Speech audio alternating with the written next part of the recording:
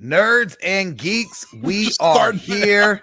It is official. The Saturday nights of the Nerd-O-Roundtable are in the building. Yours truly, King Nerdificent Twala Sharp.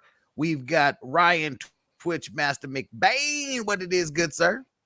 Chris Rock said some shit. Did he? He did. We also got he did. We got Dr. Liz from the Freeway. Hello, everyone. Maybe Mo Kelly's gonna be here in just a minute. He's wrapping up some Chris Rock ness right now. I haven't even finished it yet. Wasn't hard enough. He's still going. I know. He has been waiting literally since last year around this time to get it in. He's like, oh, y'all thought it was just over, huh? Y'all thought I was just on the humble and I was gonna take that.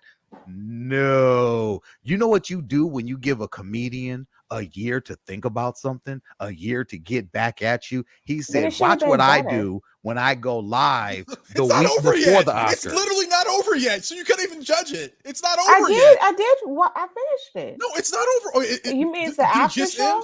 Yeah, it's finished. He did. I'm still watching. Yeah, because I'm still trying to catch up. When I was watching, it wasn't over yet. It was over. Oh no. Well, you're a little biased, Liz. Let's be honest. I am, because he should have been slapped harder. I know. Yeah, my thing is this: Liz is all about violence, even though it's not even about that. Because a part of because a part of me strongly agrees with Liz. My only issue with it was real G's move in silence. If you're gonna smack the shit out of somebody, don't do it in front of a live audience. Do that shit backstage like a fucking ninja. No, that's my only issue. You disrespect me in person. You disrespect me right here, we're gonna handle it right here. Yeah, okay. Liz, if you're telling me that you would walk up in front of all of your professors and slap someone class that disrespect you, you're lying, Liz. You would not do that because you got common sense. You got common sense, correct, Liz? I'm not Will Smith. You've got common sense. So I got you. So what I'm saying is either you condone it in all ways or you don't condone it at all. I'm gonna say this though. Yes. The look on her face, it was absolutely evident that they have tried to handle this privately. Here's the thing. I don't care who try to handle it in whatever way. It doesn't matter. A show about it, an interview about it. Yeah. How can you handle it privately? No, I'm saying that they handle, I believe, because every single freaking time that Chris Rock says something, does something at an award show, he is always picking on Jada. He don't make a joke about Will. Wait. He's always always hit. We can rewind the tape. The last time he hosted the Oscars, he said something about Jada then. I mean, he is it picking on or is he making jokes? Because does he only talk about Jada or does he talk about everyone in the audience? I just need to be clear. Does he talk about everyone or does he just talk about her? Why can't you just make a joke about Will? Does he talk about everyone or does he just talk about her? He doesn't. In that family, I need that question answered. Does he talk about Tom Cruise? Does he talk about everyone in the audience? In the Will Smith, the Smith camp, he specifically brings out Jada. He hits Jada way more than anybody else in that family. Guess what? Stay your ass at home. And thus, stay your ass at home. The last time she wasn't even there, and you still bring her up. And I got you. He's front and center. What I'm saying is, if you're saying, I just want to hear it, Liz. I just want to hear it. Will Smith are you saying you're okay? I'm small. Are you okay with the violence? I just want to know that. Yes, I'm okay with the violence. You're okay with it. So that way, so then, like I said, if he would have smacked Tiffany Haddish, you still would have been okay because you're okay with the violence. I'm okay with the violence. Okay, I just want to make sure that we're clear. Anyone that Will Smith would have hit, you're okay with it. It's a man to man. No. Anyone. Violence is violence. Violence is violence. It doesn't matter. Violence is violence. We don't know that. We actually don't know that. We don't know what that dude was going to do because no one knew he was going to get on stage and do that, right? Okay. I'm just saying, are you okay with it no matter what? Or do you have limits? Come on now. You don't. I mean, this is a man-to-man issue. It is a man-to-man issue. Yeah, it is not a man to woman. It is not a man. It kind of is. It kind of is. It actually is. It kind of is. It actually is. Look, like I said, you should have done it backstage. Because why risk your money? Now you're fucking with your money if you do that in front of everybody. I'm like, dude, like protect your money, man. You still can get your point across. No, I think but Will Smith is at a point in his career that if it would have been another actor besides Will Smith, then I would absolutely concur when it comes to protecting your money. Will Smith, because of how much money he's made for Hollywood, I'm sorry, is Bad Boy 4 coming? You act as if Bad Boy 3 made like billions. It didn't. Bad Boy 3 was. He has made the most money for Hollywood than any other actor. No, he is not. He is not. Okay, let's have that conversation. He hasn't. I got you. At one point in time, he was doing it for Hollywood. At one point in time, he was having successful movies, but he is not the most successful actor in Hollywood. That's foolhardy to say so. Okay, that's foolhardy. Google over bringing Mo in. Yeah, we'll go. There we go. All right. So now Mo is in the building. That's Liz my is only currently issue with Googling and trying to defend the fact that Will Smith is the most successful actor in Hollywood. Yes. Oh, yes. I'm sorry. He's not the most. He's number 2. Yes. Leonardo Tom DiCaprio Cruise was 1. Oh, I thought it was Tom Cruise. Will Smith I thought Tom Cruise is number 2. saved cinema. That's what I thought. Tom Cruise did save cinema. Tom Cruise saved single-handedly. Tom Cruise is number 3.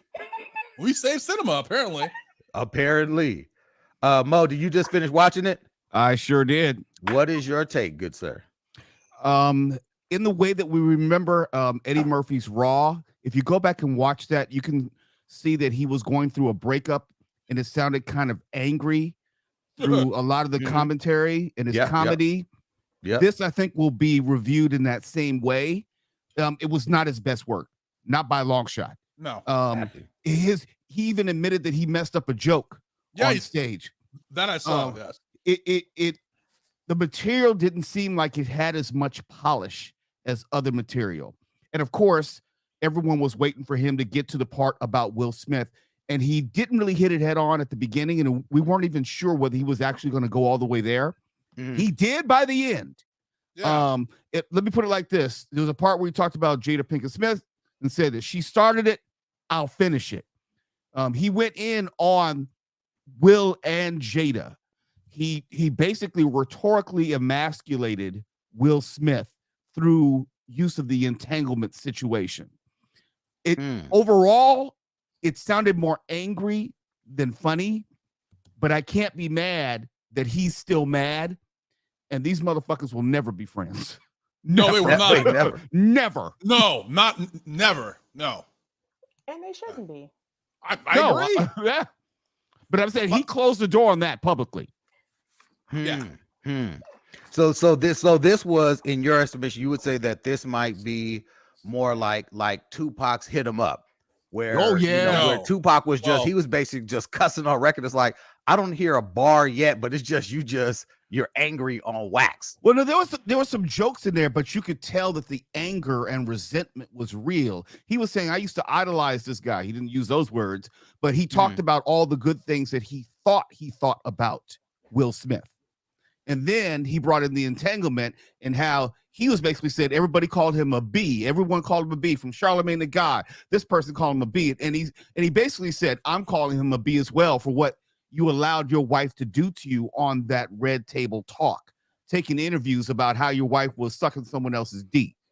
So he went in on a very personal level. It wasn't like he was going to, he started off saying like, hey, okay, look, I'm not a victim. But he also said, I'm going to deliver some blows to this guy. It wasn't his best work. If you've seen Chris Rock at his best, it wasn't that. It wasn't that. People, look, he had a special 8 days before the Oscars, live stream Netflix. That's the only reason any of us were tuning in. If you think that he was doing a live stream special before the slap, that it would have been any big deal, of course not. It just would have been announced special. So that's why we're tuning in. And he gave it to us at the end. I would say it's maybe the last 6 or 7 minutes. And it was angry. It was real. I believe it was honest. I believe it was coming from a place of, yeah, this is how he actually feels. I don't know if it's the end of it, because if I were Will Smith, he doesn't gain anything by responding, but I don't know if it's the end of it. Well, someone's gonna ask him about it. So right, that's what I mean. I'm sorry, you guys didn't see Will Smith's Instagram. As of tonight? No, right before this, he had a whole Instagram that that made in front of the whole situation. Well, you need to go on okay. Instagram, and he did the whole thing where he's like, and I got the Oscar. So, I mean, it's so he probably got a heads up of what was coming there. Yeah. So whatever apology that Will Smith was supposedly, providing, he don't believe that. No, of course he doesn't. Well, no, I don't know if anyone believed that apology. I think the apology, because and Mo and I, we discussed this on the Mo Kelly show at the time, that the tone of the apology and the direction of the apology was to the viewers, was to the fans, people who follow Will Smith and are down with him with Will Smith. It wasn't to Chris Rock. It's like Chris Rock was mentioned, Chris Rock's mother was mentioned. He said, Tony, you and I go way back, but it was kind of like, I got you too, my bad, y'all, to the Rock family, but it was mainly more directed to us as viewers and fans of Will Smith's movies. I think that this special does nothing for people who are team Will. Those who are team Chris, they 10 toes down. Those of us who are team Will, we 10 toes down and deuces. But see, the thing is, you're not going to tune into the Chris Rock special if you're team Will, or you're not tuning in with an open mind. I have no open mind, and his whole thing, his whole jokes on Meghan Markle, it went so like, this is exactly why I am so turned down on Chris Rock. Just act. I don't need to hear you do the comedian thing. Ooh, I'll support you act. I don't need him acting. I don't need him acting. No. I mean, as a character actor, I don't know if there's any memorable roles. Just one Chris movie, Rock has. Pookie and New Jack City. Pretty much. Yeah, I can't remember him being anything outside of New Jack City that I was like, that was a classic. Tuwala, this is something I think is going to be said. I'm going to make a prediction here. I think he's going to get hit for being quote unquote misogynist in this, because a lot of his jokes, I mean, a lot of them were against women. He went in on abortion. And I can't tell you what he said. You just have to see it. He went in on Meghan Markle. He went in on his ex-wife. He went in on his daughter. I'm just thinking it off the top of my head. It just is a lot. To me, I understand his point on Meghan Markle, but on the other hand, the woman's life has been threatened multiple times. People in her backyard, people who have literally followed her to the point that they could not even exit parts of their house. Like, I mean, it's not a let's complain fest. It is a life death fest. So there's no. So I was like, oh, I get the joke, haha, but no. Yeah, I gotta go back and watch it. Well, it's not. I mean, I didn't watch this thinking this is going to be a comedy special. I watched this knowing that Chris Rock is going to talk some shit. That's why I watched look, the it. onlyest reason, and Mo just said it, the only reason that this is hitting, the only reason he waited to the week before the Oscars and all that, the payday had to be huge.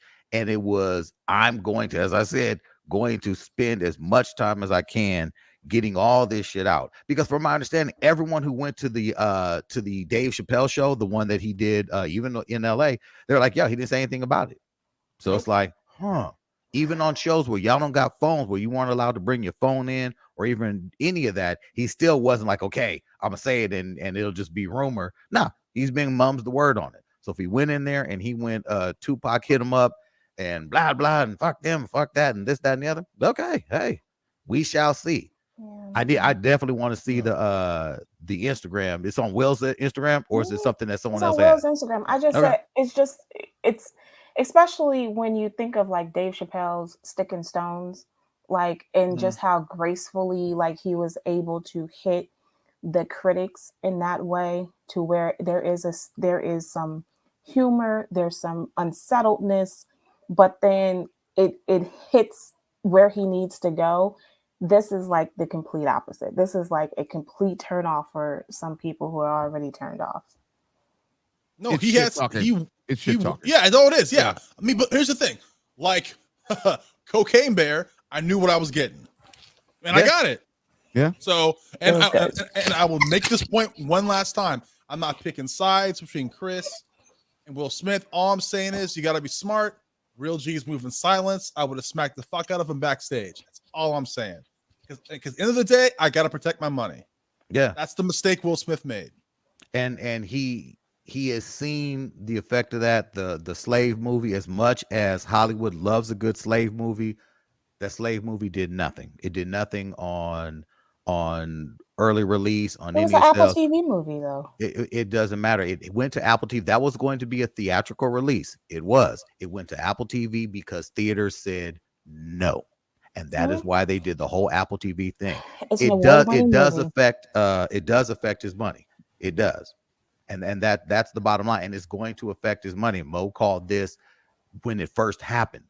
It's going to affect his money for a long time. Because why? Because we know when they get an opportunity to make an example out of somebody, they do what? They make an example. Bel Air is still playing. It came out last week, but that's not Will Smith. That's not his money. It's his own. He owns it. Yeah, but he also owns Cobra Kai. But that doesn't mean anything. Are we not watching Cobra Kai? No. But you're misunderstanding the point. Will Smith, the persona, the brand. We're not talking about whether he can make money. We're talking about Will Smith as the entertainment personality has been irrevocably damaged. Will Smith is not driving Bel Air or Cobra Kai. Yes, he will make money the rest of his life, but Will Smith, the movie star, will never be the same. Okay. I'll still watch. Maybe, possibly. Maybe. I don't know. I don't. And now that he's not making necessarily smart moves, because no one is asking for I Am Legend 2 with an alternate version of an ending where he survived and is facing off against Michael B. Jordan. No one has said. I'll be watching Bad Boys 4. Yeah, I will look, as will I. But I'm a fan of Bad Boys, right? And if Michael Bay is coming, yes, I'm in theaters. Right. Look, the as silly as the concept of Bad Boys 3 was, I said I'm first in line. Why? Because it's Bad Boys for life. Yeah. Well, Riot, what was up with Cocaine Bear, dude? I've been waiting to hear your take on the most unexpected success of the year. Cocaine Bear. This mama bear can do a lot of coke. Okay. Now I knew it's based on a quote unquote true story. That motherfucking bear died in 5 minutes in the real story. Because you can't eat all that cocaine. Oh, you can't eat all that cocaine, Liz? No. Not even a bear? No. I mean, don't eat cocaine. You mean the Cubs didn't get any either? There was no Cubs in the fucking real story, okay? That part was funny though. The funniest part for me was the ambulance chase scene. That was the best part of the whole fucking movie. That was fucking funny as fuck. The part that shocked me the most from the movie, I didn't think they were going to do this. I didn't think you even could do this in movies. When the 6th graders, 12-year-olds, whatever the fuck they are, were eating the coke. I was like, baby, don't do that. No. You didn't see that. I didn't see that coming. I was like, I didn't think you could show that in a movie. That literally shocked the fuck out of me. I was like, oh my God. And then when Henry was telling the mom, so hypothetically, can we, what will happen if you just happen to eat cocaine? A few things. My coworkers were asking me, because they knew I was going to go see it. They asked me how it was. The best way I can describe Cocaine Bear is this. I wanted to see some stupid shit, and I got it. That's all I wanted. And the part that made me laugh almost as much as the ambulance chase scene where the old lady takes a head plant. That's like, oh God, I made me jump out of my chair. But the part that made me laugh so fucking much is when you think the mama bear is dead, and then some of the cocaine in the air gets in her nostrils, And the second I saw that shit, I was like, this is some Blade 2 Wesley Snipes falling into the vat of blood and then getting totally rejuvenated. And I was like, this is some good shit. So wait, so it lived up to the trailer. So it's what the trailer said it was going to be. It was just pure stupidity. It was hilarious. I could not stop laughing. It was. I mean, like I knew what I was getting, and this movie is going to spawn some shit because they're talking about doing like a cocaine shark, meth alligator shark. I can look. A bunch of drug runners dump some cocaine in the ocean to get away from the police, and sharks get a hold of it, and a Miami beach is held hostage by a coked up shark. Yeah. Yeah. Are you talking about like a crossover with Sharknado? Yes. The little boy with Henry, he's like, the mom's like, you can come down from the tree. Henry's like, nah. Dude, the kid was like saying shit that didn't even make sense. Dude, the bear, it was totally fucked. I was like, what? The movie was too funny. Like from beginning to end, I was in tears, and I shouldn't have been. I just wanted something like just totally outside like the norm, and that's what I got. I mean, it's just like, dude, the movie came out at the perfect time. Okay, I love it. Didn't it beat out Ant-Man like last week or some shit? I don't know if it did. I know. Look, I know it's like not the first week. No.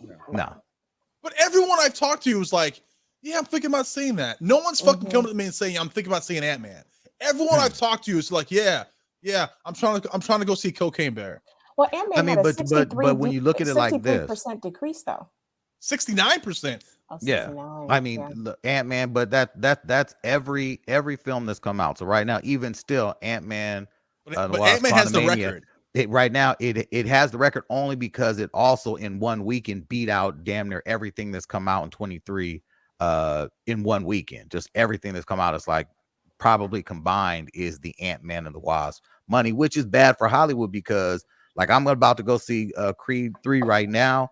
And the only ticket sold, 9:45 IMAX, is the 6 seats I bought and 4 other seats. It's a bad time for Hollywood right now because I would have thought, man, this Creed's about to be packed. I just checked. No one else has bought tickets. Unless folks are just coming in last minute, we're not looking good for movies right now. Well, Creed for me was packed. And it was packed in your theater? Now here's the thing, and I think Mo and I are going to finally agree again. Yes, we are. Okay, but wait.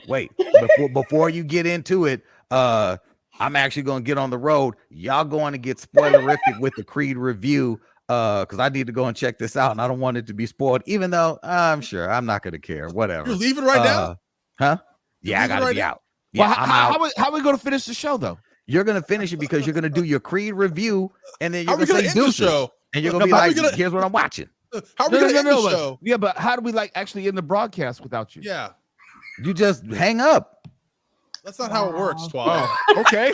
Someone has to stop just hang up. Someone has to stop the podcast. No, I got you. Tom will stop it. Tom will stop. I see you saying I gotta hit the end broadcast thing. Yeah. Tom will end it. I'm in here, motherfucker. Tom is busy. Tom will end it. He'll end it. I got you. You gonna text him right now or something?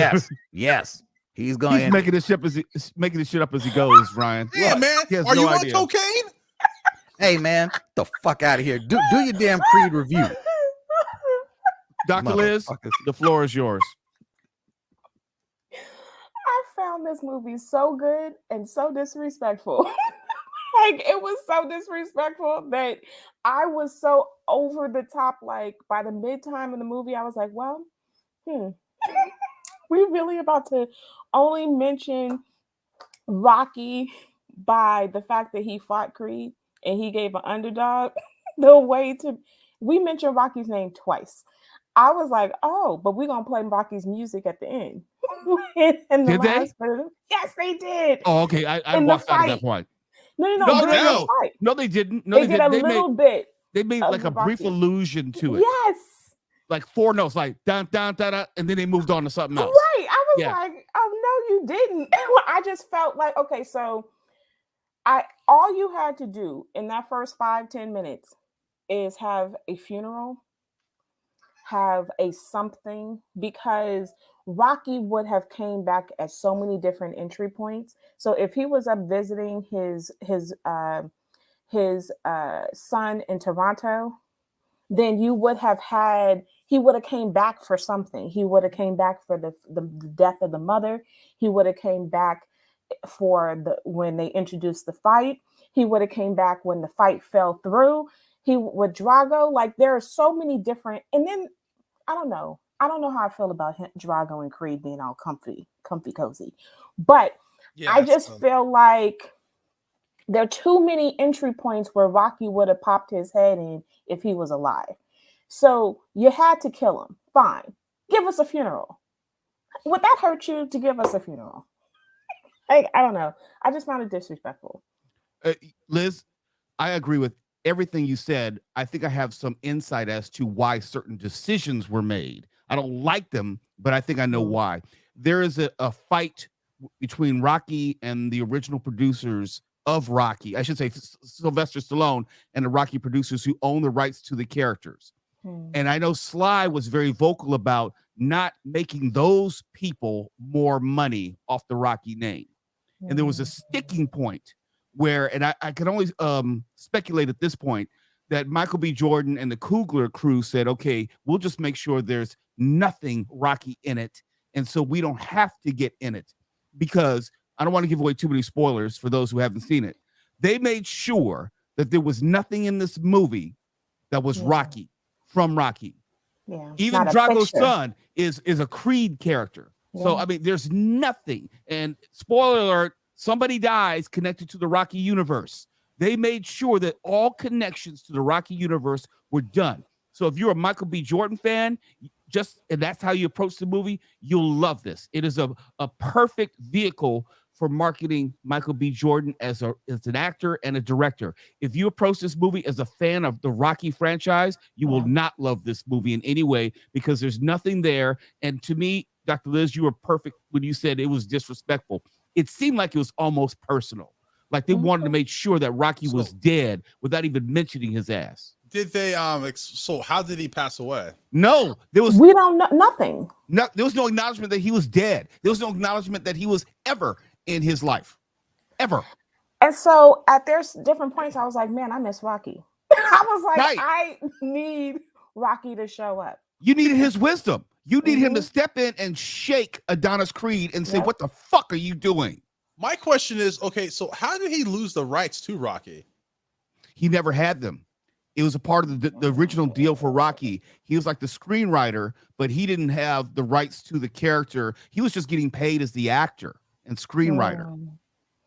I mean, it's all over the net, all the specifics, but he's mad that he wasn't getting his due off this series. And part of the reason why he did the Creed franchise is they were paying him like $15 million.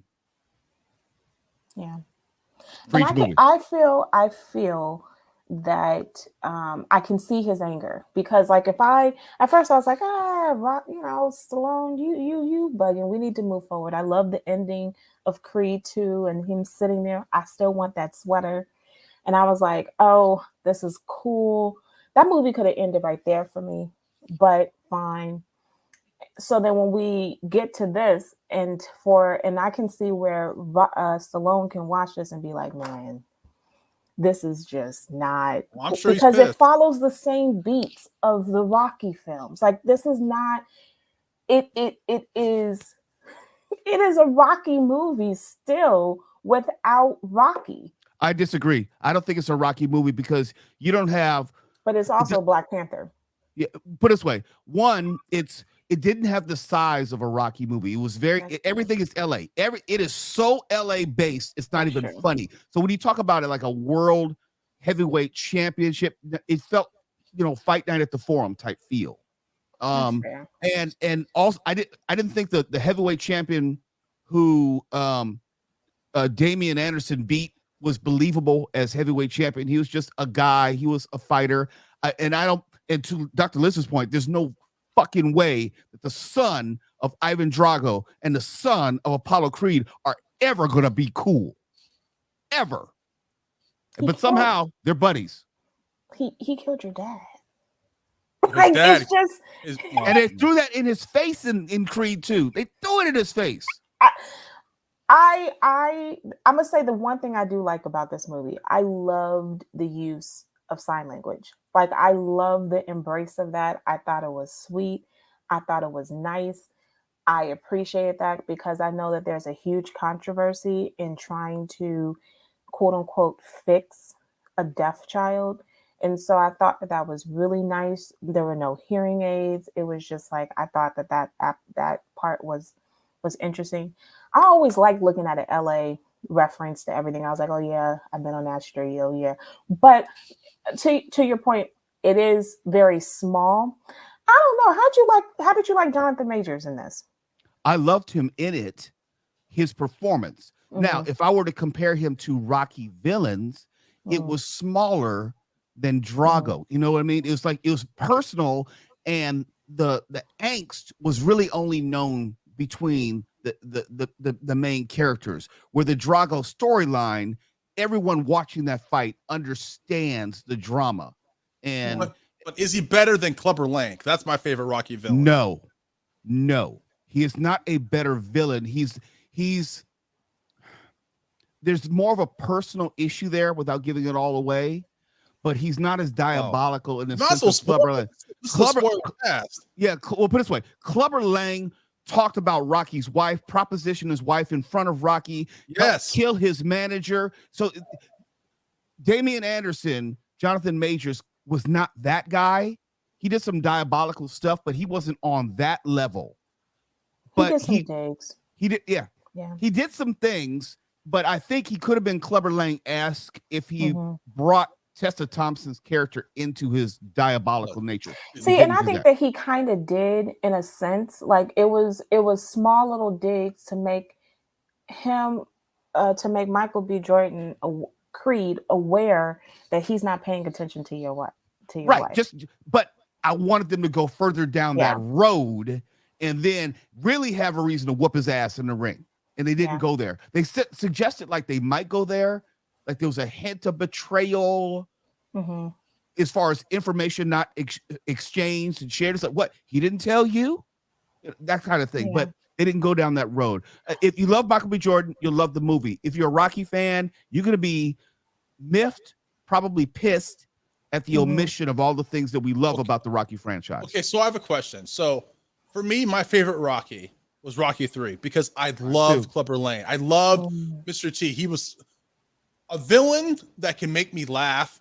You got me. It seems like I'm not getting that with this movie. No, you're not. You know what? It's more like, is that Rocky 5 where it's the street fight? Yes. Yeah. That to me is more what this is. You're right. And this is small on that level. It's like a personal beef that we all get to watch. And we as the audience know the backstory. But if you were a fight fan, you would know half of the things that they're beefing about. Not even half. Yeah. And okay, I think that Michael B. Jordan's first directorial thing is nice. However, I think it leans way too much into following the beats of Black Panther. And I know this is going to sound really petty, because by the end of it, I was so disrespected that I'm getting petty. But I did not like the sand at the end, where he does the sand kind of look in the credits, the end credits of... That's a Coogler thing, I believe. It is a Coogler thing. And I was like, this was cool for Black Panther because of the context of what was happening. What does this have to do with anything when it comes to Creed? Nothing. And for those who don't know, this is Ryan Coogler's brother, who I think wrote the story and script. Michael B. Jordan directed. Well, Ryan did something because his name's in there too. I'm quite sure he's probably the executive producer and an advisor, but you can tell it's not his film ethic overall. It was very much Michael B. Jordan. In other words, like Michael B. Jordan, you can tell the camera loves him, and the movie was shot to love him, and it's less a boxing movie. There's not a lot of action in the ring, honestly. compared for a quote unquote Rocky movie, there's not a lot of action in the ring. In Rocky movies, you usually get at least 2 fights in the ring. Even Creed 1, we had like 3 fights. We had, his fights when he was in Mexico. You had his fights against Sperano, his first professional fight that he won. You had the fight against the fight at the end, who they brought back for this one. Spoiler, all the Creed characters come back in this one. Creed characters. But in this fight, there's not a lot of action in the ring. So what do you think? What do we think? There's going to be a Creed 4? Yes, there's going to be a Creed 4. But okay, so do you think it's going to be spin-offs? His daughter? Well, to your point, in this movie, there's a time jump. So they've already made it clear they're willing to jump 5, 6, 7 years into the future. And in this movie, the daughter's maybe 8 or 9, I'm guessing. Mm-hmm. So she could be of the age in the next movie they want to go down that road. They lay some building blocks for that. But I don't know if she's going to be the principal character. Obviously, they want to do more with Drago's story.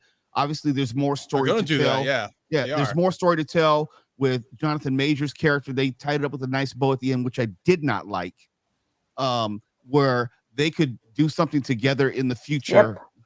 Yep. I think it's going to go the Rocky path in the sense of when Rocky stopped fighting originally after Rocky 4, he was trying to find other fighters to promote and help and bring along. It's probably going to go along that path because they made it very clear that this Adonis Creed character is not supposed to be going in the ring anymore. He was already out of the ring when we meet him in this movie, and he's brought back into the ring. So it'd be stupid to bring him back in the ring again as a fighter. Well, I'm gonna tell you my favorite part has nothing to do with anything, but it was the conversation where the little girl punched her classmate in the face, knocked him out because he tore her picture. And so Adonis is like, good. She defended herself. What's the problem? Mom's like, no, we don't need to fight. He's like, well, I don't know, maybe because I'm a mom. I was like, I'm Team Adonis. What's the problem? Well, you are about that violence, so. Well, and I think, and this movie was heavy on family, which is cool. Heavy on Black parenting specifically. There's a subtext in all of this about not having a father. Basically, nobody had a father in this, and how, because of momentary decisions, lives went in different directions. And all this movie turns on the actions of the women, honestly, in various ways. It's really complex when you get into the story. I mean, I liked it. Again, I'm saying this about a lot of movies, but it's true. I liked it. I didn't love it. There are parts about it. I loved it. I loved Jonathan Majors' performance. I liked Michael B. Jordan's performance. It didn't have the highs and the emotional tug for me that the previous Creed movies. I didn't think the music was as good. There were some there's some musical cues. You know what I'm talking about, Liz, that didn't exist in this movie. I know they had a different person who did the score, and I think that's part of it, but it was just completely different from the first 2 Creed movies. And if you love the first 2 Creed movies, think you're going to get more of the same, you will be disappointed, having nothing to do with the Rocky universe. It just didn't have that same pull. And, Creed 2 I think is still my favorite one out of the Creeds. But man, I mean, even the last fight, I didn't feel like, some people finally got excited in the last fight, but I still felt flat. Agreed. It didn't have the same drama. Yeah. I actually thought that Drago would have been a much better opponent to put in this movie in the ring against Jonathan Majors. It didn't happen, to at least build up the suspense of the formidable opponent in front of him. Yeah. That'd have been good. But, there's a plot point in there where it doesn't happen.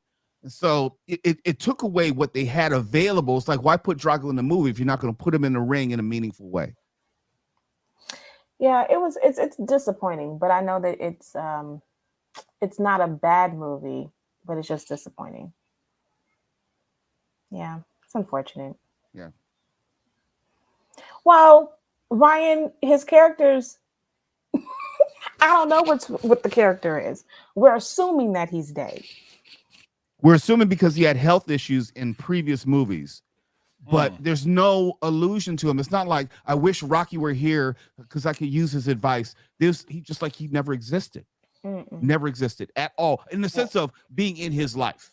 Well, we kind of know why that's happening, and if you know, is like as you alluded to, they're feuding. Like when he found out that Drago's getting his own series, that pissed off Stallone. Right, but in the real world, but in the sense of the storyline progression, it's just weird how this man made your whole boxing career within the context of the storyline, and was uncle. He was Unc. And he was there for everything. As far he was the reason why they got married. He was the counsel for his daughter. The godfather. He's the guy. So did they come out? Okay, so did they come out and say that he's dead? No. Okay. It's like he never existed because there was no reference to him. Thanos. I know that could change in the next movie, and and they can make up whatever they want. But it was disconcerting to me, because he looms large over the franchise, and it would have at least made sense to at least address the elephant in the room. I don't care if you say he was in Norway on vacation or you had a fake phone conversation with him. Acknowledge his presence. Well, and they could have said just Unc and not even said Rock. We all know who that was. They did that in Sex and the City. Sure did. The new Sex and the City. It was Rocky's in Sex and the City. No, but they were always texting the girl, and so they acknowledge the fact that it's going to be weird that there should be 4 of us and there's only Samantha. 3 of us. Yep. So I think that they did not, and what's so bothersome is that there would be no Creed. There is no Creed without Rocky.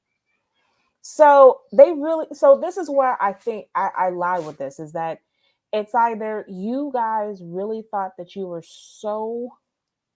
it's either pompous, that you thought that you can carry everything without a Rocky, or it is that you guys are, you want to say it's contractually, okay, fine, contractually, but let me tell you that the fans are going to view this as you guys are too pompous to not make a decision to somehow fix this, to put him somewhere in this story. You're not good enough. I agree. I think it's a very dangerous gamble. Whether people look, part of the reason why the Creed franchise is so popular is because you brought along a lot of Rocky fans with you, and you're not going to get any of those going forward. That's a dangerous gamble on a franchise. That was so good. This was so good. I don't know. It's disappointing. That's a shame. Oh well. So we covered. I'm sorry. Go ahead, Liz. No, I was just saying, but you still should go watch it, Ryan. Yeah, you should. Oh, I am. I am. Yeah. Also, we talked about Cocaine Bear. We talked about obviously Creed 3. Is there anything that we're missing as far as the movies are concerned? No, but Mandalorian. Mandalorian season 3, episode 1. I loved it. I don't know what to say. I wouldn't say I personally didn't love it, but I didn't it still has my interest because I know it's like a starting point to a story they're going to do with this season. I was just like, okay, this is a good starting point. The only part that made me laugh is look, I know I joke around a lot. One thing I know what I don't know, but I also know when a woman is mad at you. Bo-Katan hates Mandalorian, fucking hates his ass, and when she was gave the dark saber and he lied about still having it, and Wait, no, he still has it, doesn't he? I thought he gave it away. No, he still has it. No, but when she had the vibe where she gave off the vibe was like, oh yeah, everything's fine. I'm not mad. Go off with your friends. No. She wants to kill his ass. Yeah. And I was they made it clear. And dude, you're gonna walk away. You need to fucking settle the shit before you leave. I was like, oh, don't leave. Don't go yet. Don't go with your friends to Vegas yet. Make sure you settle your shit right here because she's coming for your ass. My thing is, who just sits in an empty throne room just kicking it? She's just hanging there. A mad woman. That's who. With a leg over the chair, on the arm of the chair. Dude, as soon as I saw her sitting in the chair, I'm like, oh, you need to fix this. You need to just say you're sorry, or just personally, I would have done. I would have been like, oops, and dropped the darksaber and just left. Personally, I don't know, but wow, she's fucking mad, and I can see the foreshadowing. They're gonna fight, like, of course, right? Oh, absolutely, I mean, yeah. They have to. So I mean, because like, she wants to win the Darksaber back. Yeah, and what pisses her off even more, he's like, dude, I don't want it. That just makes things worse. But see, I don't know. Did you watch Rebels, Ryan? Star Wars Rebels? Most of it. Okay. Well, in Star Wars Rebels, one of the main characters is Ezra Bridger. Yes, I know that. Yeah. And at the end of Rebels, Ezra Bridger is lost to space or somewhere with Grand Admiral Thrawn, and they're with these hyperspace whales, for lack of a better word. Yeah. To see those hyperspace whales in this opening episode, you saw Grogu looking at them and seeing them while they're in hyperspace is a direct reference or opening the door to Ezra Bridger coming into this live action. And I know they've already gotten the actor. I'm saying it can come this season of The Mandalorian as opposed to Ahsoka. My concern is the season finale of season 2 was just epic. Return of Luke Skywalker. I was teary-eyed. I loved it. I was like, this is how I envisioned Luke Skywalker. How are you going to top this? I mean, you got to bring in Ezra. You got to bring in Ahsoka. You got to bring back Luke, I would imagine. But who's the villain? What are you going to do? I have so many questions. You got to at least come close to that beautiful magic. And it was magic when Luke Skywalker came back. But I don't know if they can do it. Yes, they can, because if I'm not mistaken, if I remember in the trailer, they've already shown lightsabers. So we know that they're going to be some Jedi in this season. Well, just because you have a lightsaber doesn't mean you're a Jedi. No, there are like 5 or 6 of them. So I'm saying there's probably a Jedi component to the story. And to your point, Ryan, yeah, they have to top that. And it's going to be difficult to top that. But they also know, as true Star Wars fans, that we're not going to accept the bullshit, and they haven't given us bullshit, and they've paid off all of their teases. Give me what this series. Well, they gave us bullshit in the Book of Boba Fett. I said this series is in the Mandalorian. Fair enough. Yes. You know, they used the Mandalorian to save the end of the Book of Boba Fett. So, God, more like the pamphlet of Boba Fett, as I call it. Brochure. The brochure, or whatever you want to call it. I thought the little guy fixing it was so cute. Yeah. See, I'm not into cute. I don't give a fuck. No. I'm on Liz's side there, because when Grogu tried to grab the thing as a pet, I was like, okay. and not to mention, someone's mentioned it in chat. I'll bring this up. What's his name? I always call him Creed. Was carrying Baby Creed. Baby. No, the 2 robots that were carrying his cape. I thought it was fucking funny as hell. Oh, it is the droids. Yeah, we carried his cape. That was funny. Yeah, but that's not cute to me. That's funny. Yeah, fair enough. Yeah. Okay. Well, I chuckled. I thought. There were some moments I chuckled. The whole interaction on how he's gonna fix it, and then he's trying to interpret on the outside, trying to interpret to the Mandalorians, like the Mandalorian doesn't understand. Like we can all understand English. Yeah, exactly. That was funny. No, I like that. No, that was funny, but to me it wasn't cute. I like how they've kept Grief Karga, Carl Weathers' character, as a central portion of the storytelling. I just call him Creed. I'm still calling him Creed. That's what I'm gonna call him. You know, my husband grew off with him. Oh, did he have that cape? He did not have the cape. Okay, well, there you go. That's too bad. He seems like a cool guy. I talked to him once. He seems like a cool guy. Yeah, that's funny. I enjoyed the first episode, and it was short. I was like, that's it? Well, 32 minutes. That's actually a major thing, because Liz, I know you hate Star Wars, so that's fair. I actually like The Mandalorian. The other ones are just painful to watch, but they're painful because they're funny bad. They're so bad that I like to pick with y'all and talk about how bad it is and see how upset y'all are. I look, if Star Wars is bad, I'll bring it up. You know me. I know. Yes. If something is bad in Star Wars, I will let you motherfuckers know. It pisses. So yeah. But The Mandalorian, I'm like, I don't want to get too excited, because, like I said, I'm like, it's got me on a real great high after season 2, and But honestly, The Mandalorian hasn't been disappointing, so I don't see. It has not. No, it has not. But hell, like it comes in threes. You know, the first season's great. Second season, oh my god! And then they get you the third time. They get you. They do. To the third season of Boba Fett. God, Jesus Christ! Are they making another one? I hope not. Nothing's been announced to my knowledge. Are they making another Andor? I don't know if you can because that juts right up against Rogue One. Mm-hmm. I mean, I don't know how much more story they can put in between in that short amount of time. I'm sure they'll figure something out if they want to. They're so stuck on this time period. Yeah, that's true. At this point, like I said, I made the joke before. I'm surprised they don't do a movie or a TV show about Han Solo having hallucinations while he's encased in carbonite. Well, think of it this way. No, you have to think about it.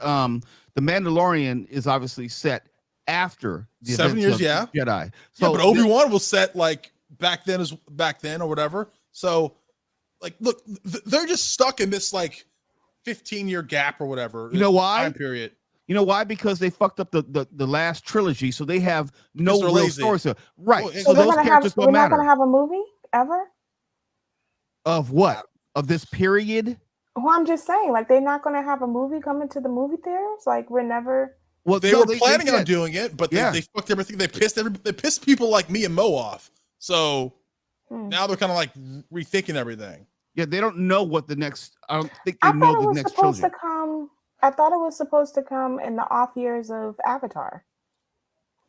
Well, there ain't no Star Wars movie coming this year. Well, they were supposed to do like sequels to Solo, the Solo movie, and like, nah, they ain't doing that.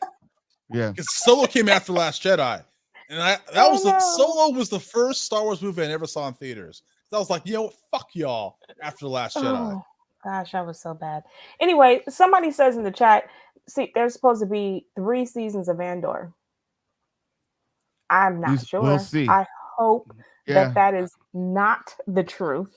Because we know how the character ends, so that's a whole lot of storytelling for someone who doesn't have a whole lot of time. Because I think Andor is set like maybe 5 years before the Battle of Yavin. Is it? Oh, okay.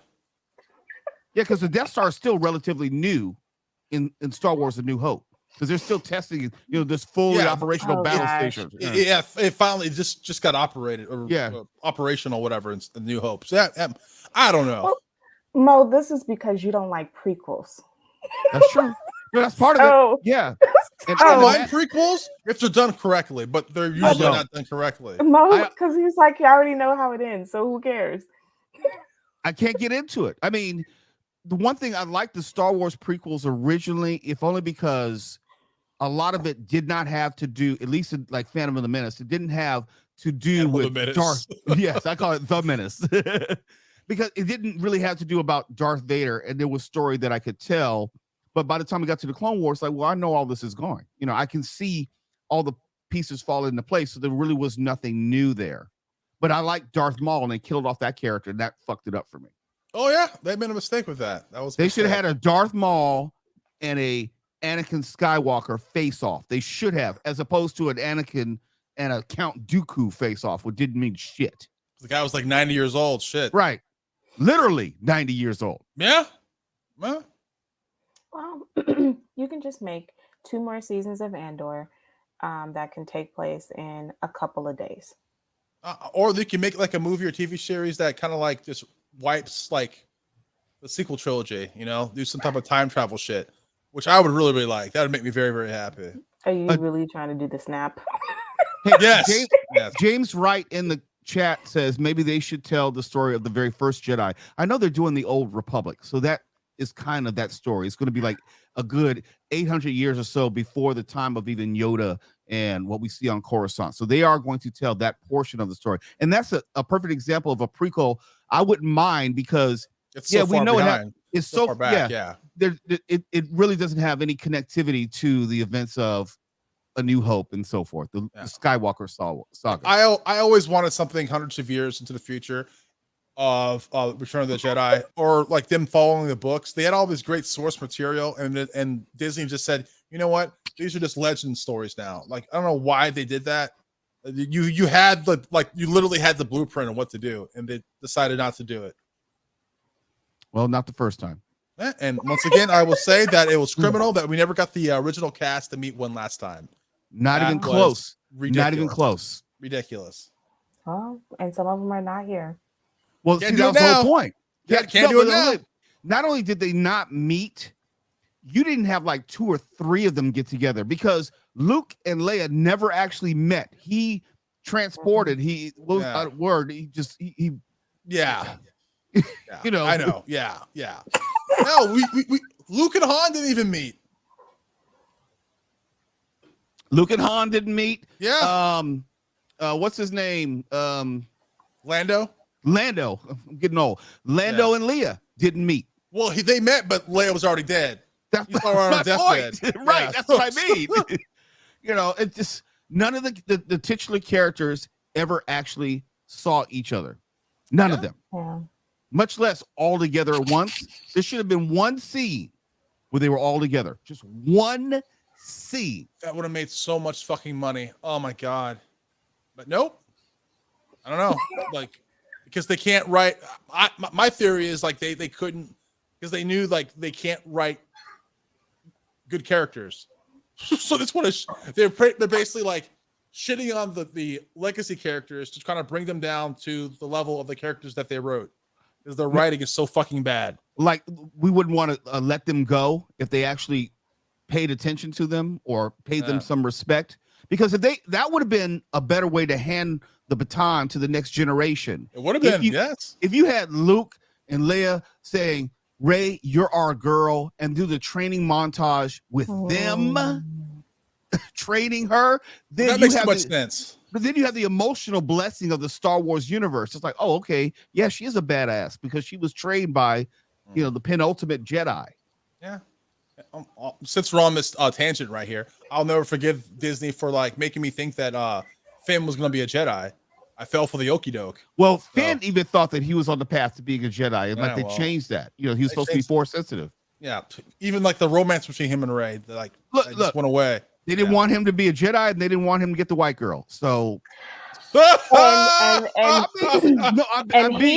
you're right. Yes, and he has burned every single bridge that he could possibly have. I would do the exact same fucking thing. Yeah. Yeah, see, I'll never do another Star Wars movie. It's like, you don't have to worry about that, bro. I'm like, so before we get out of here, what y'all watching? Anything new?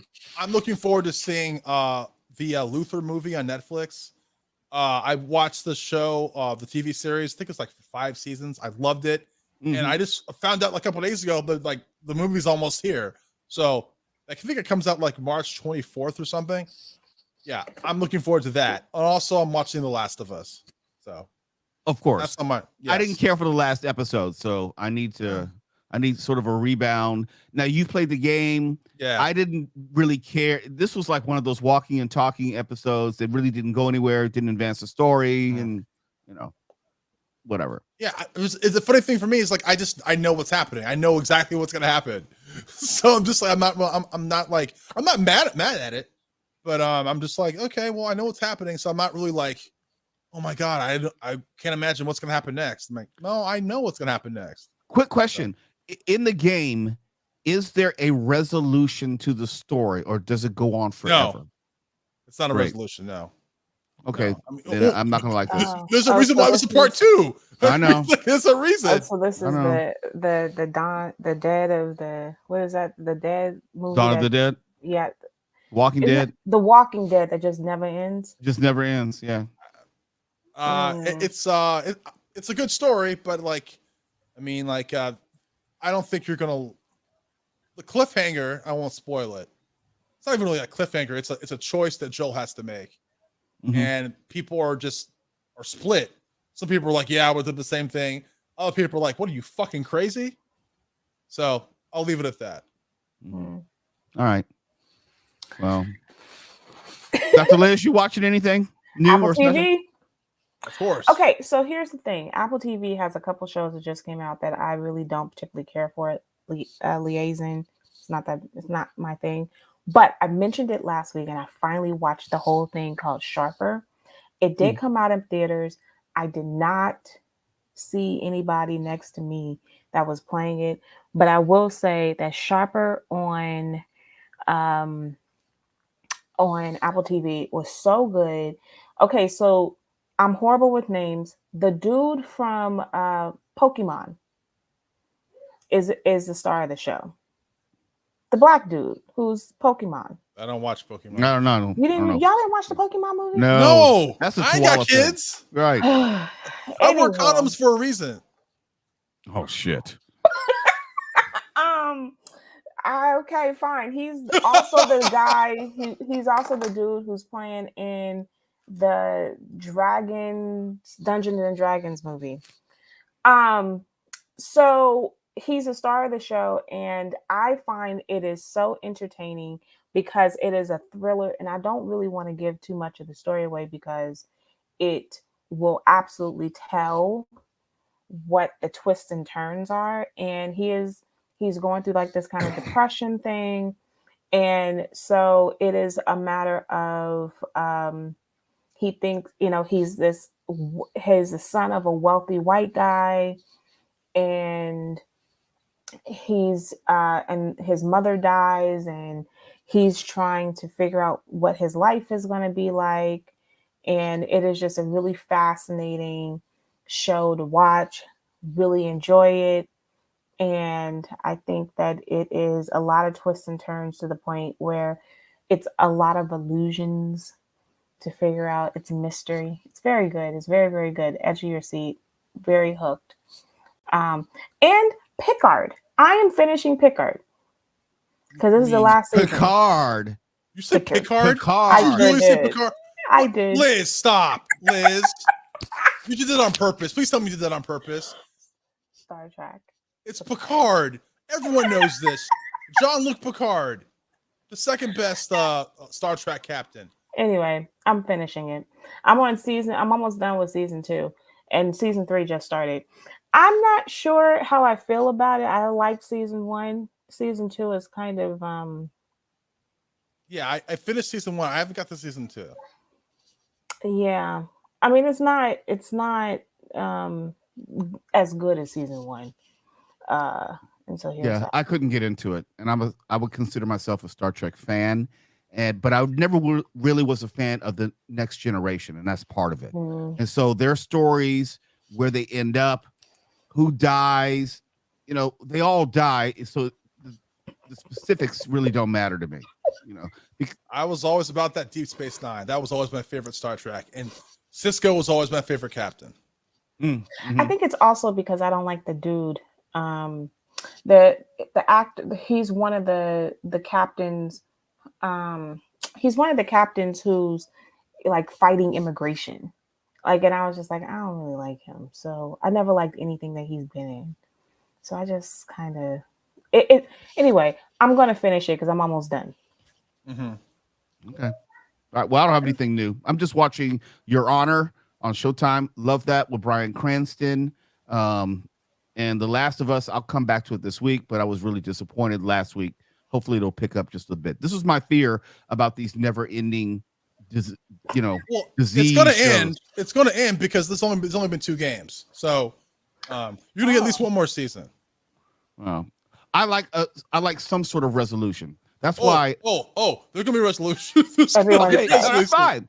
That's fine because that's why don't tell a story like World War Z. If you see the movie and it literally stops, it doesn't tell us anything.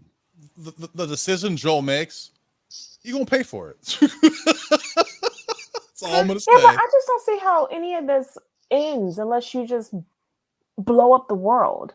Because how do you get rid of this never-ending thing unless you maybe you should go buy a PlayStation 5 and pop in the last. Well, no, they're telling us that she could be the link to the cure. Yeah. Could. That's true. And we know that rubbing her blood on someone won't help. That part I just rolled my eyes because if that was the case, the Fireflies that had her would have figured that out already. Right. She was very naive. That part, I mean, I didn't hate it. It was she's a kid, but they were running tests on her. They were running tests on Ellie. If the Fireflies couldn't figure that out, what makes you think that rubbing blood on somebody's gonna like cure him? You think kids are intelligent? No shade, but they're not. Well, she is, because she even cracked the code in the first episode. She's not an idiot. She's not. I didn't say she had to be an idiot, but they still not the brightest of the bunch. No, okay, well, obviously, because like the Fireflies pretty much knew that you couldn't cure it with blood, so you would think that she would know that as well. I don't know. Anyway, I don't know. Didn't hate it. She was just hopeless. You know, when you don't want to see your friend. Right. No, I'm just saying you don't want to see your friend die, so you're gonna do whatever you think possible. I just think that she should have known that wasn't gonna work, because she would like they literally ran tests on her before they even left the camp. But whatever, it is what it is. I didn't hate the part. Maybe she just like, I don't know. Someone told me that like they try to explain why she did that in the showcast after the episode. I never got around to watching it, so maybe I should watch that. Okay, so I don't know how we're going to end this because we don't have the button to push. So we're just all going to just log off. I'm not going to say Tuala's catchphrase. I mean, we all got catchphrases to say, right? I think I do. I think I do, actually. Take us out, Ryan. Right. Cocaine Bear, I'm here to talk to you about the Avenger Initiative. Dr. Liz. I don't understand that. What? Oh my gosh. Baby. Wait, stop. Really? You don't get that? I do not. Nick Fury, hello? The Avengers Initiative? Yeah. Okay. Oh, because you want to create a cocaine universe? Gosh, of all the obscure references you come up with, Liz, now you want to talk about Ryan being too obscure for you. I know. Anyway, Bad Baby. Multipass. Excelsior. Excelsior. Log it off. I'm logging off. Okay.